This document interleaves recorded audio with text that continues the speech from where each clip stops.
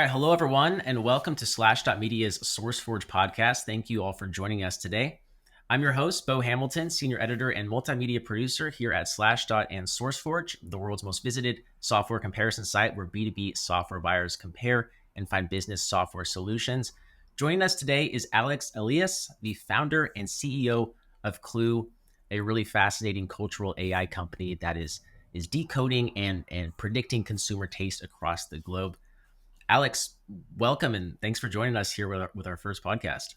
Yeah, thanks for having me, Bone. It's an honor to be your first guest, and a huge fan of SourceForge and everything you guys do. So Awesome. appreciate it. Yeah, I'm excited. So I just want to jump right into this. Let's start fairly high level. I see on your website, Qloo.com, that's QLOO.com for those listening. Your company offers a privacy first API that predicts global consumer preferences and catalogs hundreds of millions of cultural entities. That sounds incredible. But could you kind of just tell us what that all means and just give us an overview of what it is that Qloo does? Yeah, absolutely.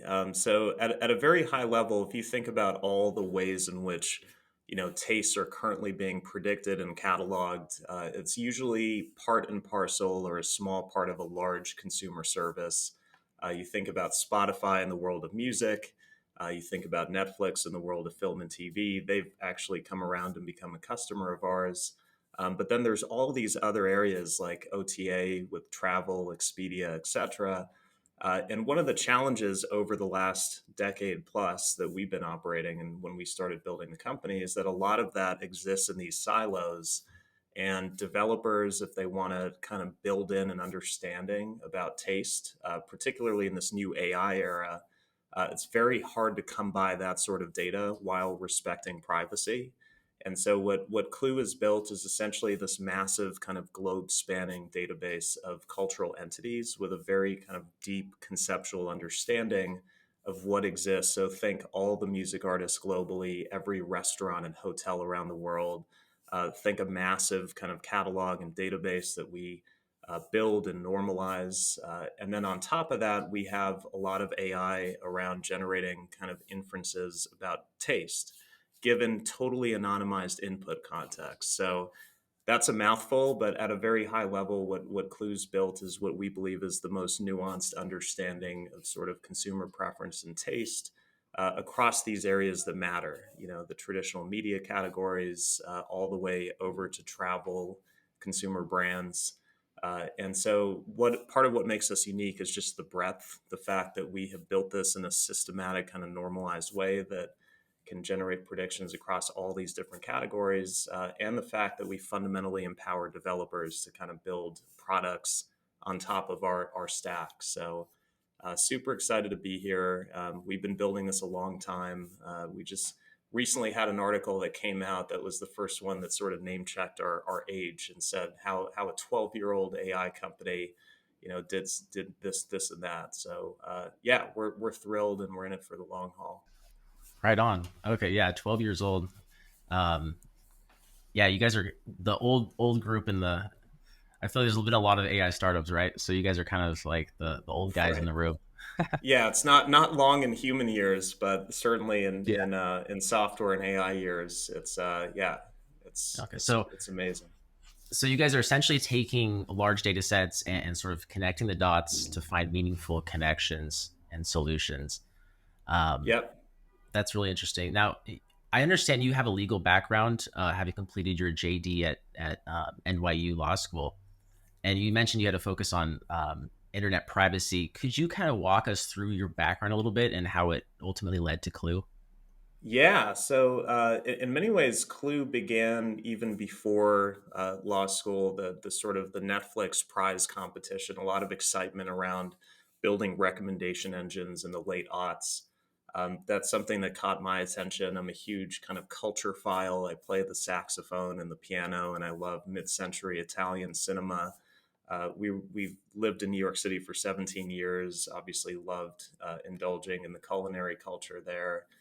So there was just this kind of intuitive sense that all these different areas were not, in fact, kind of disparate, but there was deep interrelationships between different cultural domains that was worth exploring and mapping. And much of what was being done was incredibly siloed and niche. You had companies out of MIT Media Lab like Echo Nest that were purely focused on music without any concern for how that might interact with, film and TV and literature. So those efforts were obviously noble, but began thinking about this problem space really around that time. Was in law school, sort of found myself studying and going really deep on internet privacy. So this was kind of 2009 and 10, a decade before GDPR even. Did some substantial kind of writing around sort of the Consumer Privacy Bill of Rights at that time. Worked on empirical studies on the efficacy of click wrap agreements. Whenever you implicitly consent to software T's and C's, and no surprise, the efficacy is incredibly low in terms of actually garnering consumer consent.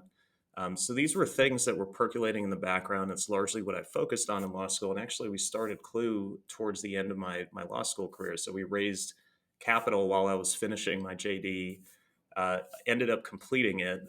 But really, that was part of, in 2011, 12, that became part of the background of how we structured our service. And we basically wanted to find a way to be able to convey meaningful information, meaningful inference about taste without sort of having to basically deal with privacy issues and deal with identity-based data. So there was kind of a fundamentally different paradigm where you could focus on the entities themselves and how films and how the characteristics of films and other cultural categories intersect, and then you could actually create services that ultimately have an understanding of taste without an understanding of identity, which was how that all kind of came about.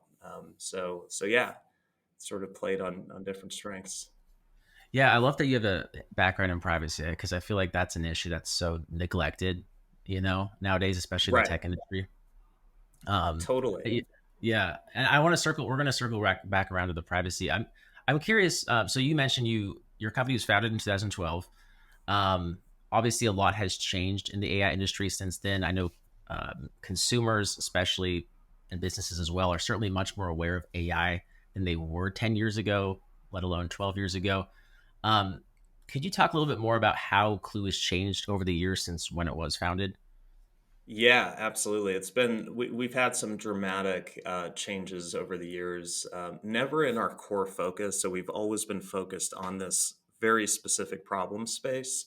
Our initial hypothesis was that this would be super interesting for consumers. So the way we initially conceived of the service, it was, let's move away from the kind of legacy UGC, user generated content properties like at the time, and they still persist, IMDb, Rotten Tomatoes, Goodreads, Yelp, TripAdvisor. You had a lot of these siloed UGC properties, many of which have been rolled up by Amazon. Many people don't realize that. But Goodreads, IMDb, now wholly owned by Amazon.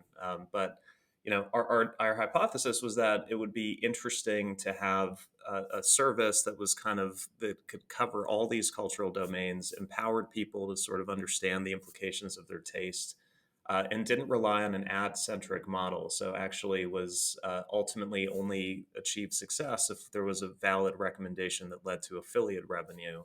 And there was many other companies attacking this premise from various angles. I think we were one of the more kind of brash companies in that regard because we just took on all categories at once and said like breadth is fundamental to this premise. So that turned out to not be a great business model.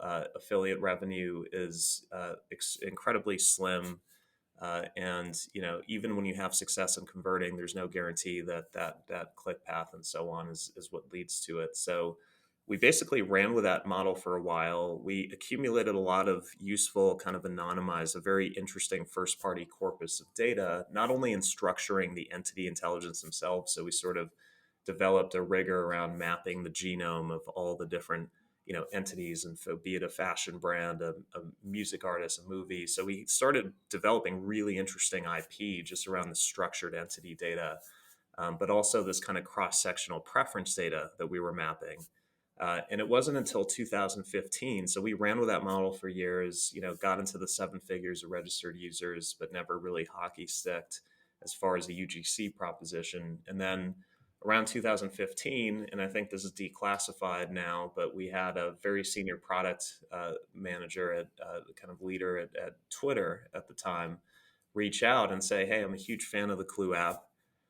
And she basically was like, "We're building something internally that's focused on commerce." And the idea was, if I could tweet about, obviously now the parlance is different, but if I could tweet about a book or tweet about a restaurant or a movie, as many people do, anyone consuming that tweet could actually the entity itself would be recognized. So the movie, the book, whatever, and people can click on it, and you have a full-fledged commerce experience with recommendations that have this whole discovery funnel. So it becomes this kind of cultural discovery engine sort of embedded within Twitter.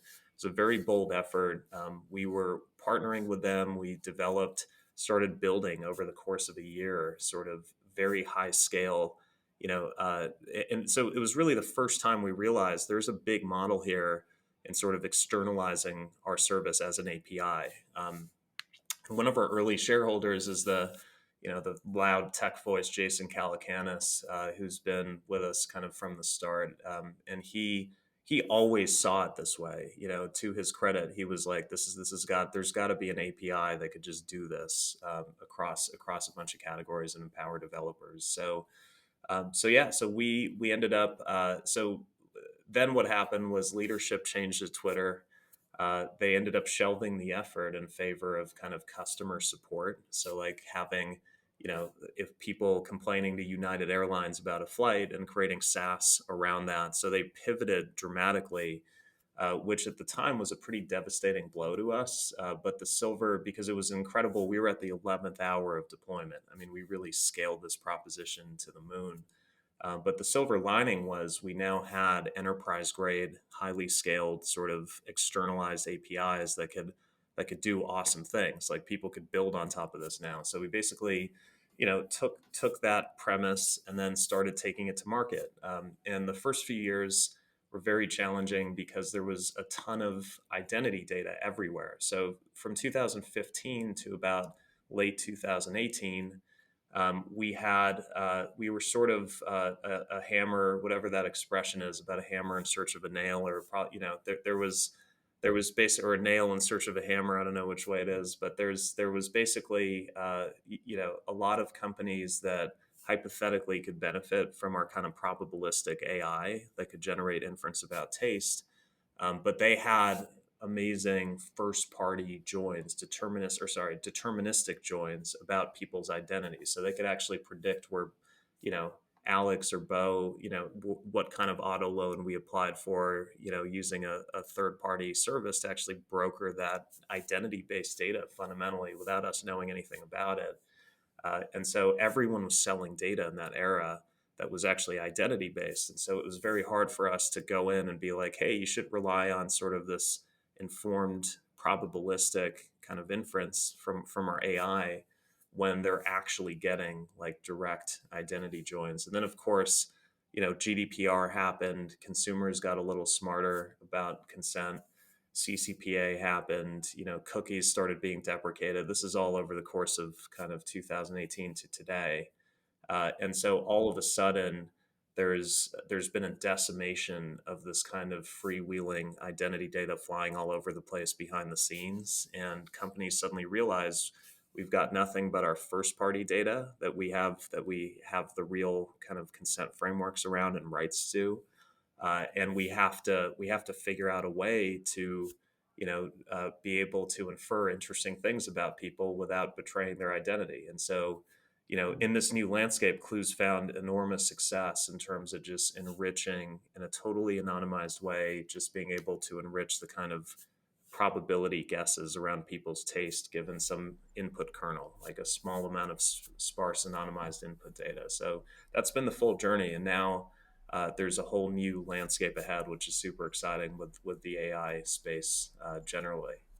When you Totally. first started in 2012, were you using the term AI? So that's a very interesting question because we had a lot of internal discussions around how to actually Because a lot of our job in that era was education. Like clients weren't, a lot of them weren't developer kind of centric and ready to onboard our kind of software. So we had to talk to business leaders, often CMOs, CFOs. There was, even if we were lucky, there was a product manager to talk to, and certainly the IT leadership. But at the time, we actually decided that AI was kind of a dirty word. It was something that didn't get much traction when we would talk to customers, and so we had to kind of break that term open and describe it in terms of the end function. So it'd be like a personalization engine, or a decision like a. There would be other terms that resonated more, but in that era, AI for up until maybe only 2.5, 3 years ago. AI was kind of a dirty, it wasn't a dirty word. It was just a very fuzzy kind of, it didn't garner respect in the way that I think it does now for driving real outcomes. And I think people needed a more sort of primitive or fundamental sort of description of, what the service did. So we started really pushing on AI, I'd say around 2017, 18, like in conjunction with the regulations. It really started to, we alternated between calling it a cultural AI and a taste AI. Those are, the two ways in which we've kind of described it. I think both are apt. And Qloo definitely has a lot of thought leadership and kind of both, mind share at least in both those monikers. So What are some of the technologies you leverage in your API? Do you utilize?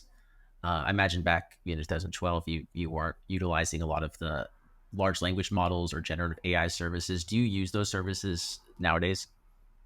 yeah, so in 2012, the paradigms are very different. Deep learning was very much in its infancy. A lot of the paradigms then were around kind of matrix factorization and more linear algebra oriented approaches to kind of generating inference about the connections between entities, and then graphs sort of started getting more and more complex, and modeling, and then we sort of got into the embeddings and transformer eras and deep learning and so on.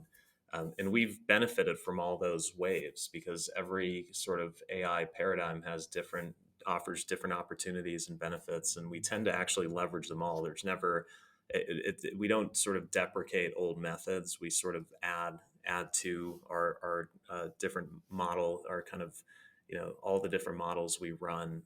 And in terms of the Gen AI space and LLMs and so on, we are avid fans of it, and we have there's implications. Qloo has implications for it both on the input side and the output side. So in terms of our property space, for instance, we have thousands of properties, covering that we've normalized and structured and developed a lot of AI around.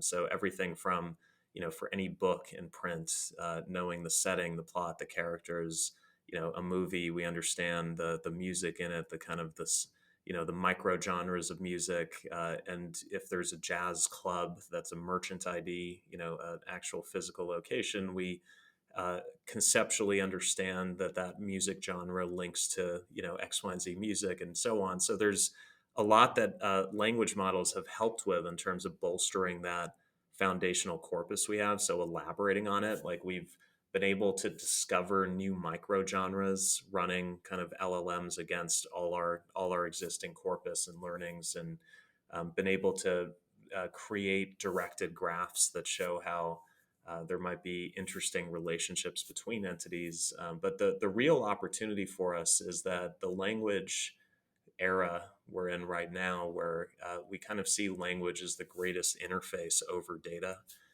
So it's kind of like, mobile was presented new opportunities. It was a new interface essentially over data. But I think LLMs now are essentially one of the greatest interfaces for interacting with data. And that interface still needs to be imbued with data and an oracle of truth and so on. And so a lot of the exciting commercial traction we're seeing now, both with existing customers and prospective customers, is a lot of them are super excited about generative AI. There's multiple customers now at various stages of production that are heavily investing in the idea of creating generative itinerary planners, for instance, for travel. And they've come to rely on Qloo to provide kind of an oracle of taste. Like, what is it if we feed in a couple anonymized sets of context? What are the actual places someone should travel to, the restaurants they should go to, where they should shop, etc., that we infuse the LLM with, and then create a narrative around it. So Qloo's tooled up to generate that inference within 5 milliseconds, and it's highly structured, and then it's perfectly suited to being elaborated by a language model. And one of my favorite examples is late in 2022, in the early days of LLMs being deployed in customer-centric settings. So it was GPT-3 at the time, and we were supporting a hackathon where people were leveraging Qloo in conjunction with GPT-3. And one of the winning concepts had you could just put a single taste in, so any one of our 500,000,000 plus tastes that we have as named entities. So it could be a music artist, it could be your favorite local brunch spot. So you just put in one entity, and then it loops through Qloo, instantly generates this whole tapestry of probable tastes in other areas and metadata, and then layers that payload within milliseconds into the LLM, which then takes a little bit longer, but generates a long form essay that insults your taste in great detail. And it was pretty amazing. It was extraordinary to see. And it was kind of a silly demo that was like it was hysterical. But, it sort of portended this kind of more profound thing that, oh, if you have really solid structured inference and clean data and kind of a knowledge graph that's globe spanning, this could be tied into LLMs in such unique, interesting ways. And we're starting to see that. It's only really in the past 2 quarters that we're starting to see that meaningfully commercialized. Like, companies are finally, and we have Fortune 50s that are at the CEO level. They're kind of like worried about putting LLMs that are unconstrained in front of consumers. And one of the big places now, one of our big buying factors now, is the fact that Qloo can help imbue LLMs with truthfulness, at least as it pertains to kind of culture and taste, and guide that. So yeah, it's an exciting new era, and we sort of have been benefiting on both ends of the stack. It kind of reminds me of, like, I took a few data science courses in school, and it's like they taught us with Python, Matplotlib, the Pandas library, but it was also at the time where artificial or generative AI was taking off. So it was kind of like Right. they weren't explicitly like teaching me.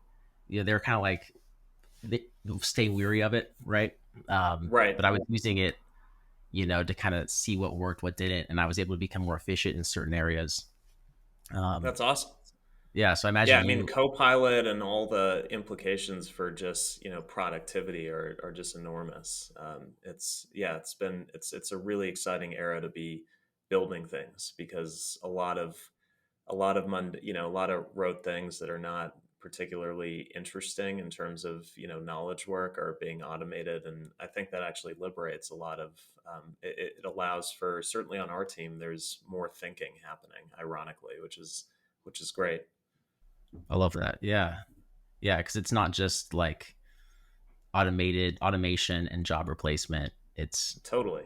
It's shifting the way the business works and Yeah, I thinking think about at its problems. best, it's liberating, knowledge workers to sort of to be able to explore in a higher plane. And that, it's sort of like it's a highly scaled version of how Google in the past used to enforce some portion of time for sort of free thinking and so on. This is kind of a more organic mechanism for enabling that. So I'm very optimistic about the impact, and I think it's like a fractal where it seems like AGI or generalized LLMs and so on are going to solve every problem, but the reality is that it's just creating new surface areas for problems to be solved. And so, I have a close friend who's she's a radiologist, and sort of doing research on the impact on AI and sort of mammogram interpretations. And there's a lot of opportunities, even in you'd think it would replace a physician interpreting it, but it actually kind of augments their intuition, and can create a lot of new surface area. Well, keeping with that trend of where things are going, and the changing landscape. So I understand when your company was first founded, it was predominantly a business to consumer company working directly with consumers. I know you guys acquired Taste Dive in 2019, which is cultural recommendation engine, which has a social community, according to my notes, of some 4.5 million users. Very impressive. Can you just talk more about that transition from a B2C company into more of a B2B solution? Yeah. So when we started, we had the that hypothesis that we were aiming this sort of recommendation capability. We were trying to arm consumers with that superpower of kind of understanding their taste and exploring it and being able to really get meaningful discovery, like have something they could depend on to interpret their taste and connect them with things that would be meaningful to them in a much more efficient way that wasn't adulterated by ads or by sort of this reversion to the mainstream that we see in the world. So it was kind of an optimistic hypothesis. Again, wasn't didn't end up being a great business, but you know the we were already consuming our own APIs. So we were already effectively an API business because we kind of containerized our logic and created endpoints. And so the front end application, so we had an iOS app at the time, we had a website, etc. All that was essentially a client of our own API, such that when the reason Twitter was interested in that era was that we were already structured in such a way that we could now just externalize, using some of the API kind of paradigms at the time and OAuth and so on. We could then externalize that. So what happened is over the years, we firmly pivoted to being supporting enterprises and developers.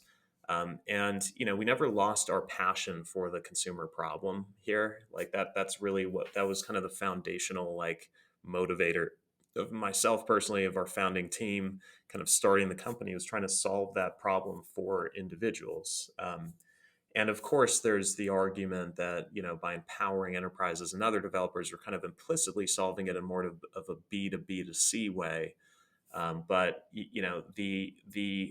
that passion never left, and there was a company founded by former IBM engineers based in Amsterdam called Taste Dive, which started before us. It actually was founded in 2008.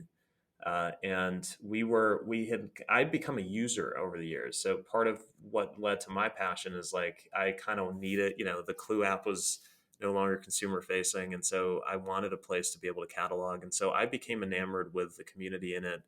It was really capturing the long tail of preferences. Like it had a very niche and very global. So 30% only is US based. So you had, but it would show you how your taste overlapped with other members in the community. It continues to do that. And I was just shocked that there was, there would be a woman in Turkey who had very specifically, shared my taste in music and cinema, and there would just be, it was kind of this beautiful sort of optimistic thing. They were running on Google Ads at the time. It was basically and they also had an API. So they started building an API that they were externalizing, and they had a very different customer profile. They were making it mostly available for free to fairly high rates, and mostly kind of servicing individual developers who were sandboxing. There was all sorts of things. Like the biggest movie site in Romania was entirely powered by the Taste Dive API. So it had, and then there was some large enterprises that were kind of tinkering with it. Some of our big customers now started off tinkering with Taste Dive.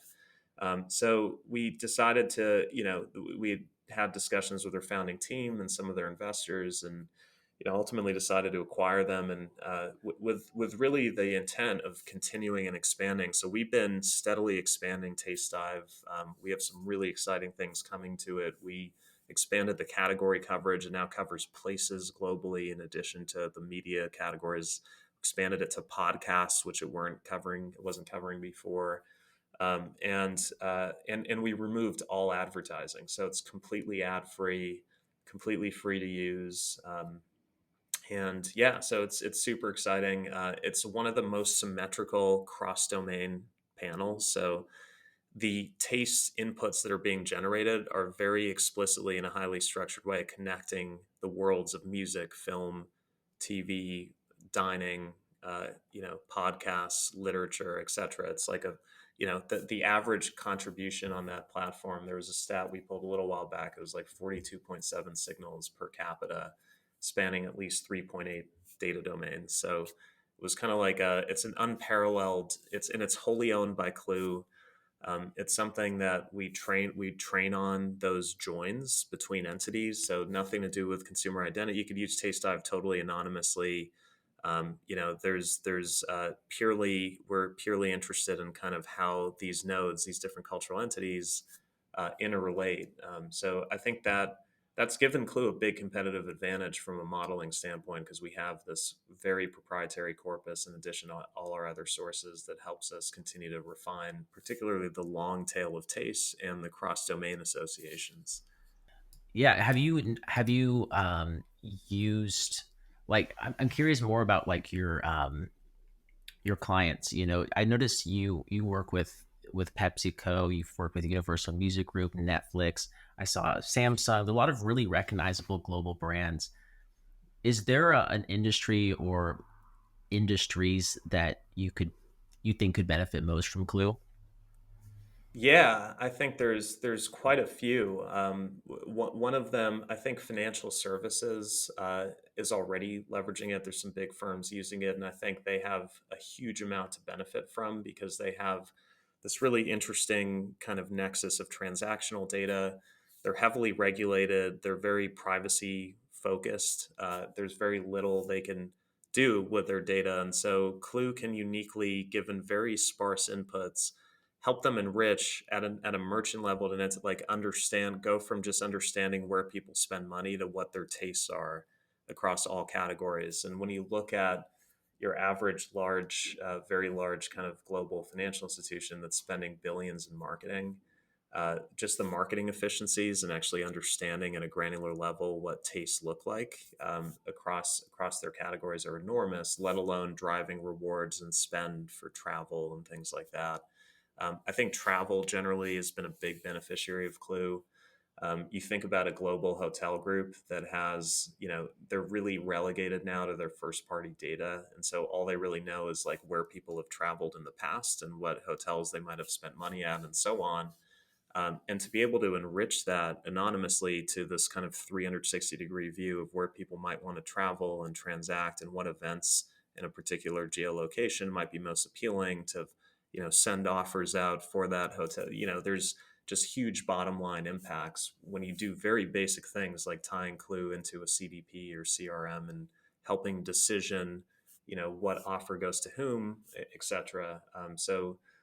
Also, the automotive space has been increasingly an area that's been interested in our offering. So a lot of cars have connectivity now. They have a lot at stake in terms of just understanding drivers and passengers. And in this new era, there's kind of more of that demanded, and they want a privacy-centric solution. So I think those are some areas that are really benefiting. There's a very large consumer service we're doing something with that'll be announced soon. That's kind of integrating Clue in a very novel way to make the consumer experience tremendously better. Their core value proposition. So there's not much I could say there, but it will be announced soon. And then we've had exciting, things like the ticketing space, event space.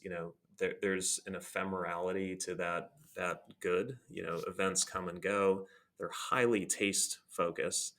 So even though they might ultimately touch on a compound areas of our knowledge graph, like a concert might have multiple music artists, or a comedy show might have a lineup and so on. But these are like fundamentally taste based goods, and there's very limited taste-based personalization going on a lot of these platforms. So, any platform that's doing hundreds of millions in GMV, selling a taste-based good, could benefit from Taste AI in a very kind of, I don't want to call it low-hanging fruit, but it is, yeah. So those are some of the areas. Like really, when we zoom out. I think the core value proposition is any company that has something at stake in understanding consumer taste, either to increase marketing efficiency, sell more goods, etc. And also in recognition of the fact that tastes are getting more and more fragmented and faster moving and more difficult to predict. So sort of the traditional methods of kind of focus group or demographic based analysis, the basic panels like a Nielsen and so on are sort of not going to cut it in a very kind of dynamic fragmented landscape of taste. So I think those are some key areas where people can really benefit.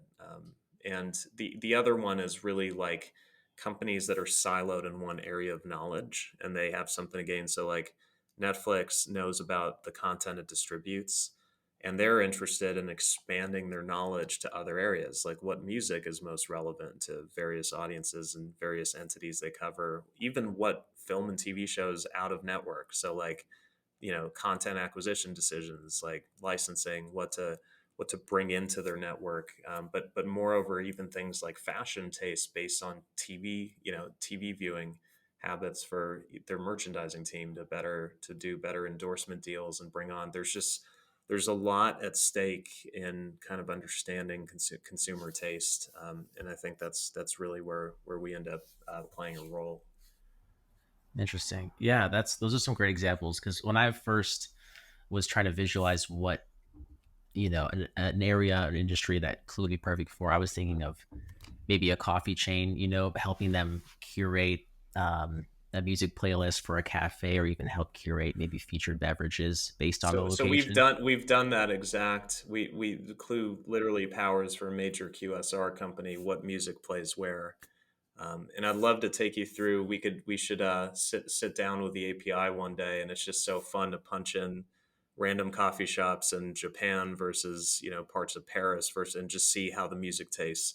And even within New York City, comparing the Bronx to the Midtown to Tribeca, and just seeing how music tastes, the inference around it are totally different. And you're never going to get it 100% right with AI, but it's a highly informed guess that just gives them a huge leg up in store experience.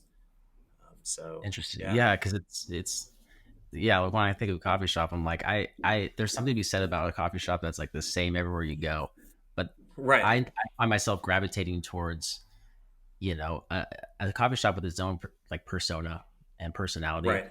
Also, you know, I'm in Oregon, so the my coffee shop Oh is going to be gosh, different, have a different feel than maybe like a shop in Florida or Hawaii, right. right? And Oregon has great coffee. I know we were talking about coffee Yeah, earlier, and I have a right. large pour over here that I- I sort of chug on all day. Yeah, Speaking of yeah. which, It's tough to go anywhere else if you like for coffee. Now, there's a lot of great yeah. coffee shops all around, but can't What's your complain. favorite one in Oregon? What's the if you were to name one? My one of my favorite chains is a company. It's called Black Rock Coffee. Oh, It's cool. great, quick. Yeah, shout out to Black Rock Coffee. Nice. But there's no shortage of local coffee shops around. That's Now, amazing. I'm curious. What are some of the biggest or most impactful problems that you solve for your clients? I know you touched on some of them, but do you have um, anything that comes up frequently where it's kind of some friction or just issues? Yeah, so some of the biggest challenges that we solve are really where there's just where a company is hitting a wall in understanding the consumer, and they have a big decision to make, something to deploy, or just a lot at stake in terms of.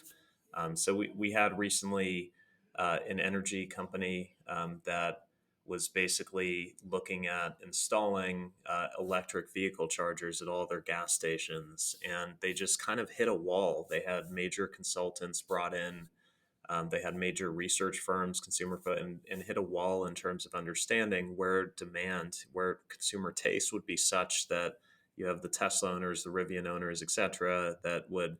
And we did this very successful kind of project where we basically ran our geospatial kind of taste AIs and sort of generated predictions for where those types of vehicle owners would likely gravitate to and pass through.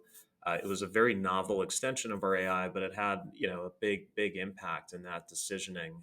And those are the things that get us really excited. And there's a lot of examples of that in a very systematic way of kind of helping to really decision around consumer taste and helping break walls open in a way that's totally ethical, that's totally privacy centric, but gives these organizations kind of a almost like a superpower to now understand at a very niche degree what the podcast tastes might be and where they should spend media dollars and what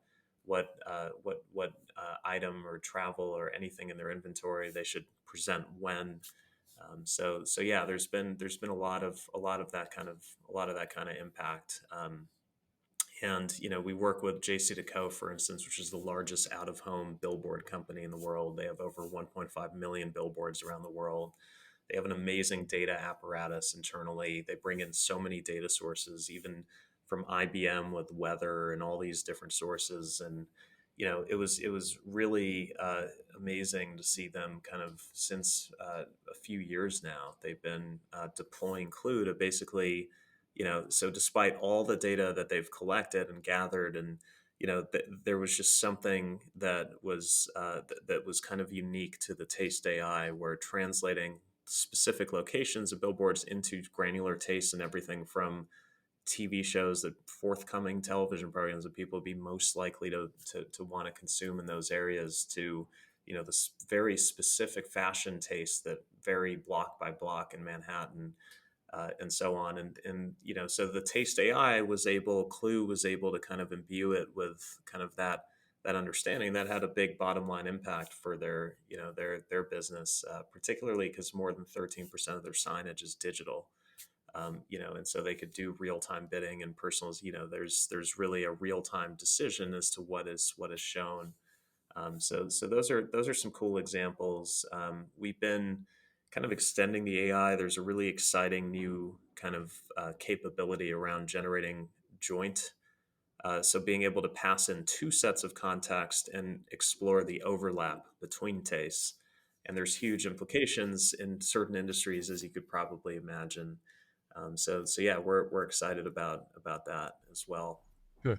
Do you, when you sit down with a client and start discussing your API, do you find that there's one particular feature or concept that's difficult to communicate, or do you kind of just let your API do the talking? It's pretty Yeah, I think self-explanatory. Like, that's a great question. I think something that comes up, or something that often needs to be clarified, is how much I think clients have a misconception that they have to bring an enormous amount of data to the table for this to work. Because there's a lot of solutions out there where it's like kind of a generalized recommendation as a service type platform, where you basically bring all your data to the table and then it helps companies make sense of that. And Qloo is fundamentally not that. What Qloo's actually proposing and what we offer is the ability to bring very little to the table. So if all you know is one little kernel of taste, given whatever category you're in, or just a basic demographic parameter, or some generalized kernel of first party, Qloo can then probabilistically enrich that across all categories. So even with a sparse input, you get the rich tapestry of output. Obviously, the more compound the input is, the more data points there are, the more accurate the inference is ultimately. But even with very, very little, you're sort of kind of jumping to a different plane in terms of understanding the consumer. So that's something that often needs to be clarified, because we were talking with a sort of additional hotel group we're now bringing on that's very, very large and global, and that was a misunderstanding. They felt like, oh, they need to have all the data in the world for this to do anything for them, and the reality is that they need very little, and that's why Qloo comes in to help them kind of enrich and expand their understanding. hmm. That makes a lot of sense. I'm hoping some of your future clients listen to this podcast because you do a great job explaining it. Oh, thank you. Now, I hope they do too. I'm curious. Do you? I imagine you do at this point, but do you have any direct competitors? Because I know the market has changed so much. And if you do, like, what's something that you really do well? I know you definitely. I feel like you probably answered this, but what's something you do really well that your competitors don't? Or alternatively, are there alternatives you find your customers evaluating against Qloo? Yeah, great question. So we've seen competitors within silos. So companies like Echo which were acquired by Spotify, they had a very similar thoughtful approach and offered a wide range of endpoints pertaining to music based on knowledge, content, co-occurrences between music artists. So certainly anyone looking to specifically consume our service for the purposes of music might find some alternative APIs out there. And similarly, in the world of film and some other categories. But what we most find is that the thing a lot of our customers are most interested in is that enrichment across categories. And that's something that's been fairly unique to Qloo and Taste Dive, which we acquired and internalized. But there's what we often find, I think, is the most often suggested alternative is sort of a roll your own approach. So we have a lot of companies, just given the scale of the organizations and the amount of technical resources they have, there's just very often this kind of sense of like, maybe we should try building this ourselves and try mapping tastes and entities. And we've seen that with some of the biggest, one of the biggest retailers in the world. We entered into a protracted kind of contract with, 3 years ago, and they ultimately, at the board level, decided that this was a capability they needed to own and they were going to build it themselves. And we checked in with engineers, so we ultimately, didn't engage. And we checked in with some of the engineering leadership there, a few years later, and they hadn't yet built it. Even though they have a huge balance sheet, huge headcount, it's a very niche problem. It takes time. The procurement of the data is extremely complicated. It's very difficult to do it with regulatory compliance in mind as well. So yeah, we often find that a company that we kind of help a lot of companies avoid the sort of headaches of attempting to build a global understanding programmatically delivered of consumer taste. So yeah, it's been exciting from that perspective. I know you teased some new features or announcements. Do you have anything that you would like to share in the podcast, or do you have anything that you'd like to tease further about Clue?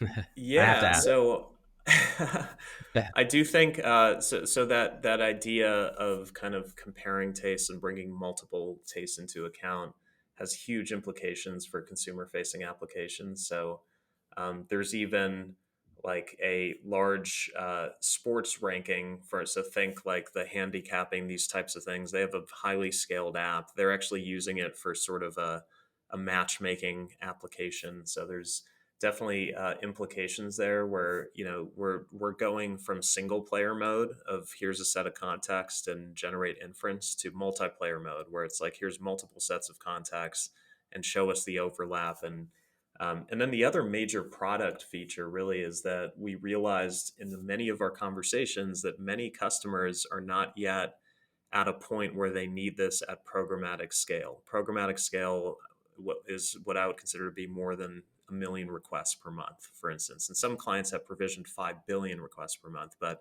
anything sort of north of a million is no longer ad hoc research. It's like a programmatic use of our system. But there's a lot of companies, so in everything from independent film producers to a restaurateur with 3 restaurants to who desperately want to kind of have that same understanding of taste and aren't really interested in consuming APIs at a programmatic scale and so on. So we're launching very eminently, and anyone who's interested in this should reach out. We're launching kind of essentially a fully self-serve research tool that requires no technical knowledge whatsoever, but can fully interact with the expanse of our kind of AI and generate, so if you were a restaurateur and you wanted to know what the music tastes of your 3 biggest competitors, within certain locations are for whatever reason, or if you wanted to understand, if you're a hotel owner, we have a large shareholder who has a large hotel group, probably easy enough to look up. And he's been very interested in just ad hoc research about like what shampoo brands to put where, throughout their hotel. They have very niche hotels with kind of interesting personalities. And Or if it's a film producer who's looking at casting decisions or scoring, or if it's a fashion brand that's looking at who to do an endorsement deal with, these are all kind of ad hoc research use cases. And so we basically are rolling out a product that's going to be a much lower cost, that allows for queries in the range of thousands of requests per month rather than millions, and allows people to fully interact with the AI and create queries that are very intuitive and visualize the output in cool ways. So that's coming online very soon. It's pretty late in development, but it's a super exciting expansion for us as a business because it allows us to take on a huge kind of area and pockets of demand that we just haven't been able to address in the past. Hmm. So that's some of the hope Wow. there. Yeah, that's Um, exciting. Thanks for sharing that. yeah, of course. Yeah, so it's sort of it's funny because we're going this direction towards making it intuitive, self-serve, total layman, and then we also have a few applications more on the hardware side where they really want on-device learning, and so we're also working on containerizing our AI as an appliance that a phone maker, in-flight entertainment, on an airplane can have taste AI. So if you're on that flight and it's, you want film recommendations, you want restaurant recommendations from when you land, etc. It's all containerized in an on-device, totally privacy-centric kind of solution as well. So we're sort of expanding in both directions out from our core API service. Do you see that? Do you kind of see that that's where it's going? Is more on device processing, or I'm curious about your thoughts on the industry as a whole, like where you see it's going in the next 5 to 10 years from now. Yeah, I do think differential privacy is something that's a huge theme at companies that we all know, like Apple and so on. And on-device learning is a huge theme. And we were initially skeptical of that. We're like, is this something we're building where there's just one customer out there or three? But what we're slowly starting to realize, like we had a conversation with a major airplane company lately, and that was they're one of many airlines, and they're interested in it. And then we had a conversation with, an automaker, they're interested in it. And so suddenly we started realizing there is more of and there's something that's very compelling about the fact that it doesn't need to take a round trip to an external server. So you sort of inherently you are delivering an appliance that is capable of just living on-prem within their environment. And I think there's something very compelling about that. There's still the need for entity hydration and updating the model and so on, but it does give them, a very feature complete kind of version that. So I do think that'll be a bigger and bigger trend, particularly given where the regulatory environment's headed and everything else. So yeah, definitely. Um, Well, I'm coming up towards the end of my questions for you, but I want to do something a little fun that we can pull a little snapshot from. And I want to circle back to Qloo's solutions. So there's a lot of sort of useless marketing jargon out there, especially when it comes to artificial intelligence. I feel like every business is guilty of it to some degree. So if you were to give a short audio snippet of your company's solutions right now, what might you say? a short audio snippet. So Clue allows you to generate informed guesses about taste in music, film, travel, all the major categories using very little input data as context. So you can pass one little thing that's known, and then Clue will generate an AI informed guess about all the other tastes and preferences. And it's been proven to have a big impact and to be shockingly accurate. And it doesn't require anyone's identity or anything of that nature. That might Very be my privacy best. centric. Love it. Yeah. And then is there one big thing that you would like to tell potential customers? Like if you were standing on a rooftop shouting out to your customers, what might you say is the one big thing? The big thing would be that Clue is easy to use. You need barely any data to tap into it, and you probably have a huge amount to gain if you get this highly scaled global understanding of taste. It could make you more efficient marketers. It could help you sell more goods. It could help you create better content. So definitely come check it out because requires very little resources and very little data to get the flywheel spinning. That's awesome. That's great. Well, thank you so much. I'm curious, where can people find out more about you and get in touch with you? Yeah, so feel free to reach out to us. Info at Qloo.com. We check all the inboxes. If you want to reach out personally, Alex at Qloo.com. Pretty simple. Would love to hear from you all, and super excited for what's ahead. And particularly if you're an individual developer who's building something interesting or within a large company and you have some cool ideas that you want to sandbox around with, we'd love to support you. So definitely reach out. Wonderful. That's great. All right, Qloo.com, Qloo.com. All right. Well, thank you so much for your time, Alex. I really appreciate it. I think this has been super insightful. I know personally, and I hope a lot of our listeners got something out of this as well. So hopefully we'll have you Awesome. back one of these days. I would love to come back, and thank you, Bo. I really appreciate the thoughtful questions and look forward to being in touch. Awesome. Well, thank you. Thank you all for listening to the Slashdot Media SourceForge podcast. I'm your host, Bo HD. Make sure to subscribe to stay up to date with all of the upcoming B2B software related podcasts we have for you. Hope you guys take care, and I'll talk to you in the next one. Thanks, Alex. Awesome. Thank you, Bo. Really enjoyed it.